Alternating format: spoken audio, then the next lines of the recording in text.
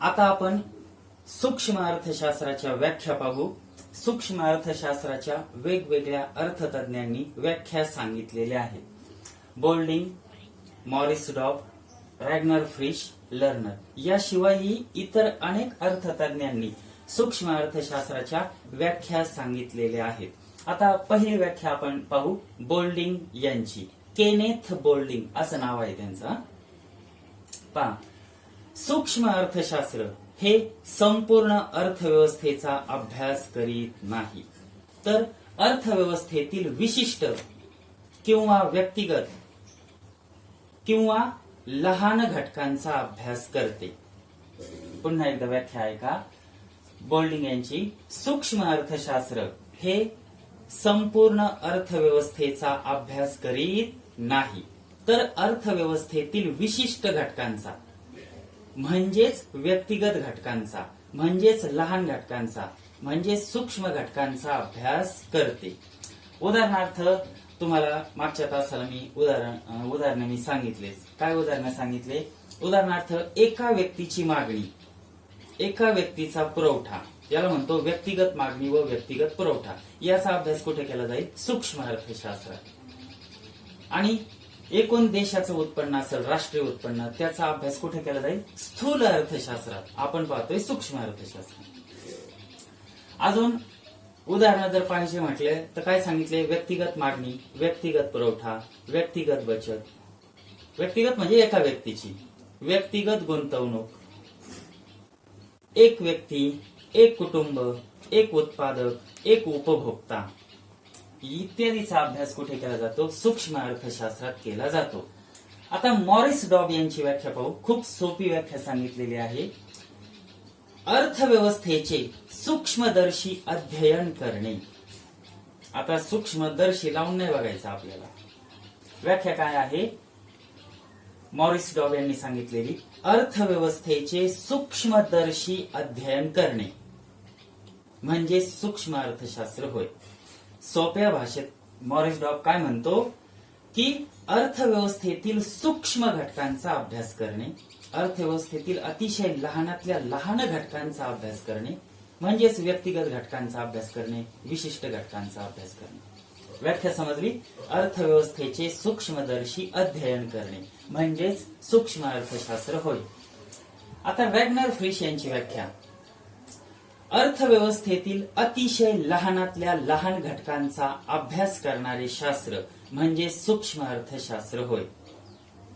अर्थव्यवस्थेतील अतिशय लहानातल्या लहान घटकांचा अभ्यास करणारे शास्त्र म्हणजे सूक्ष्म अर्थशास्त्र। शेवटची व्याख्या पाहतो आपण लर्नर यांची। सूक्ष्म अर्थशास्त्र हे अर्थव्यवस्थेकडे जणू सूक्ष्मदर्शकाद्वारे पाहत असते। काय म्हणतोय लर्नर? सूक्ष्म अर्थशास्त्र हे अर्थव्यवस्थेकडे जणू सूक्ष्मदर्शकाद्वारे पाहत असते, म्हणजे सूक्ष्मदर्शकातून पाहायचं नाही, अतिशय लहानातल्या लहान घटकांचा अभ्यास करायचा, सूक्ष्म घटकांचा अभ्यास करायचा, व्यक्तिगत घटकांचा किंवा विशिष्ट घटकांचा किंवा ठराविक घटकांचा अभ्यास करायचा।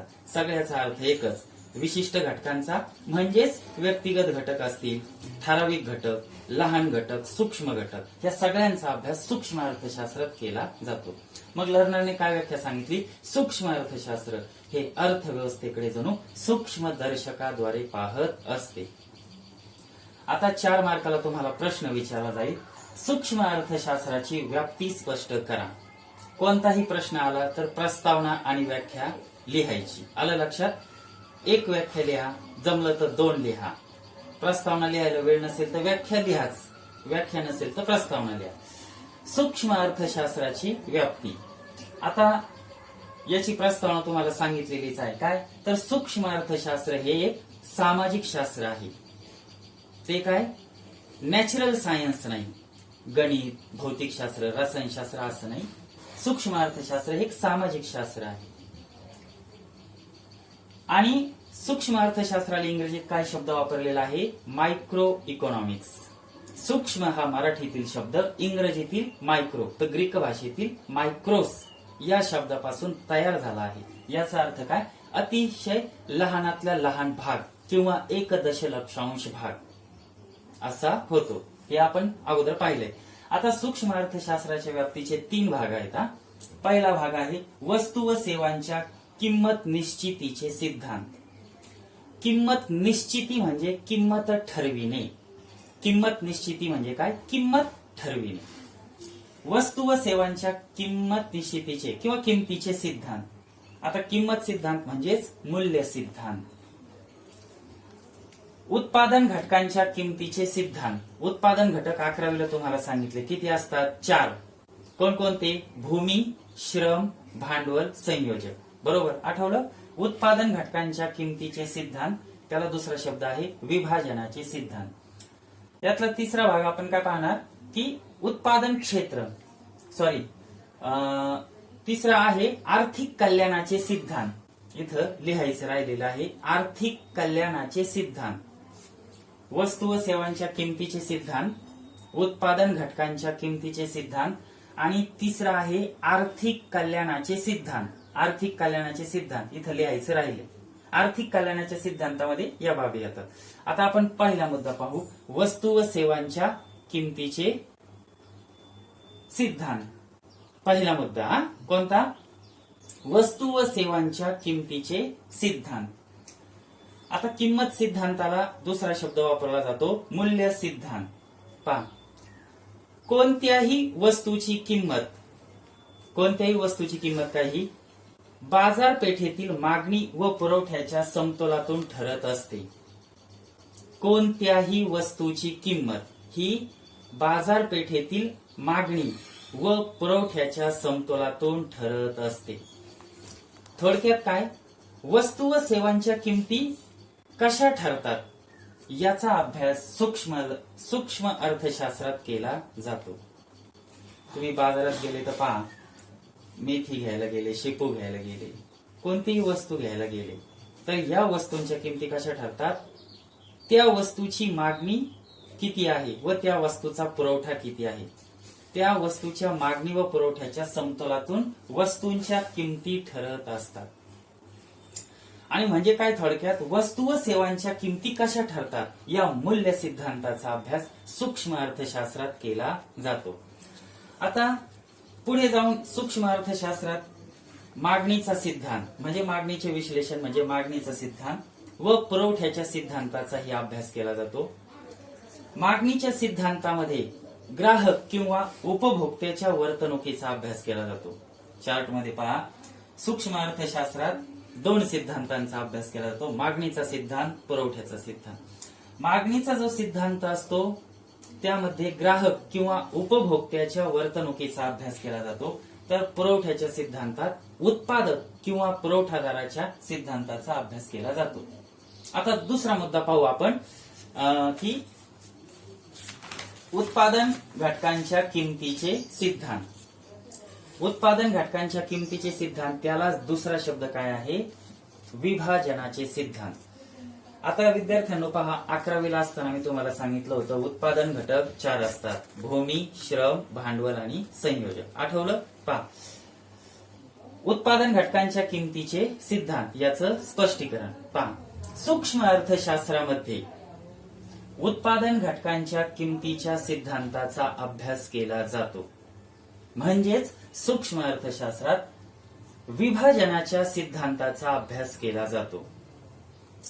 कोणत्याही वस्तूचे उत्पादन करण्यासाठी भूमी, श्रम, भांडवल व संयोजक या 4 उत्पादन घटकांची आवश्यकता असते. कोणत्याही वस्तूच्या उत्पादनासाठी भूमी, श्रम, भांडवल व संयोजक या 4 उत्पादन घटकांची आवश्यकता असते. आणि या 4ही उत्पादन घटकांनी उत्पादनात सहभाग घेतल्यामुळे भूमीला खंड, श्रमाला वेतन, पगार म्हणतो ना, भांडवलाला व्याज व संयोजकाला नफा असे मोबदले दिले जातात. लक्षात आलं? भूमीला खंड, श्रमाला वेतन, भांडवलाला व्याज व संयोजकाला नफा असे मोबदले दिले जातात. तिसरा मुद्दा आहे आपला आर्थिक कल्याणाचे सिद्धांत. विद्यार्थ्यांनो, माझ्याकडून इथं लिहायला जागाच नाही पुरली.